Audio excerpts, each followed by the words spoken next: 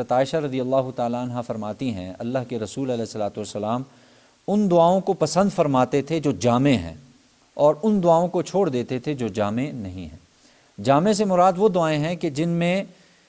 سب کچھ داخل ہو گیا، جیسے عام مثال کے طور پہ ربنا آتنا فی الدنیا حسنہ وفی الآخرۃ حسنہ وقنا عذاب النار، یہ بہت جامع دعا ہے۔ اس میں آپ اللہ سے دنیا کی بھلائی بھی مانگ رہے ہیں، آخرت کی بھلائی بھی مانگ رہے ہیں، اور قبر کے عذاب سے بھی پناہ مانگ رہے ہیں۔ اس قسم کی جو دعائیں ہیں آپ علیہ الصلوۃ والسلام زیادہ تر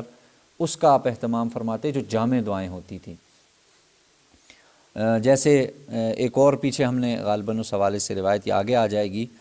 کہ آپ علیہ الصلوۃ والسلام نے ایک صحابی کو دعا سکھلائی تھی، اللہم انی اسألک من خیر ما سألک منہ نبیک و حبیبک محمد صلی اللہ علیہ وسلم، اے اللہ میں آپ سے سوال کرتا ہوں ان دعاؤں کا جو دعائیں آپ کے حبیب صلی اللہ علیہ وسلم نے مانگی ہیں، اور اے اللہ میں آپ سے ان چیزوں سے پناہ مانگتا ہوں، آپ کی پناہ میں آتا ہوں کہ جن سے آپ علیہ الصلوۃ والسلام نے پناہ مانگی ہے۔ تو ظاہر ہے بہترین اور جامع ترین دعا ہو جاتی ہے، تو اس لیے جامع دعاؤں کا انتخاب کرنا چاہیے۔ اچھا جی، پھر آپ علیہ الصلوۃ والسلام نے فرمایا، حضرت عبداللہ ابن عمر رضی اللہ عنہ راوی ہیں، اللہ کے رسول علیہ السلام نے ارشاد فرمایا بہت جلد قبول ہونے والی دعا وہ ہے، یعنی دعاؤں میں جو قبولیت میں جلدی میں اللہ کے ہاں جلدی قبول ہوتی ہیں وہ دعا ہے جو غائب کے لیے کرے۔ یعنی ایک شخص اپنے لیے تو ظاہر ہے مانگ رہا ہے، لیکن ساتھ وہ کسی غائب کے لیے بھی مانگے، مثال کے طور پہ اپنے جو یہاں موجود نہیں ہے، جو حاضر نہیں ہے، جو اس وقت اس کے پاس نہیں ہے، یا